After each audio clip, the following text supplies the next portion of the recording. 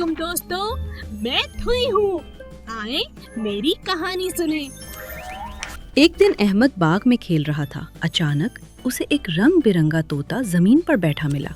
तोता बोला, hello hello. Ahmad हंसा और बोला, वाह तोते, तुम तो दोस्तों की तरह बात करते हो। उसी वक्त आसमान में से एक तैयारा गुजरा। तोता अहमद के कंधे पर आ बैठा और दोनों ने तैयारे को दूर आसमान में गायब होते देखा। मुझे उम्मीद है कि आपको मेरी कहानी पसंद आई होगी। अलविदा दोस्तों, अगली बार मिलते हैं।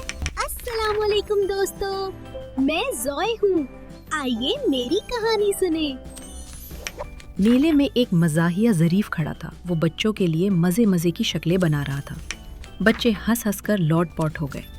ज़रीफ ने झुक कर कहा, आप सब बहुत प्यारे बच्चे हैं।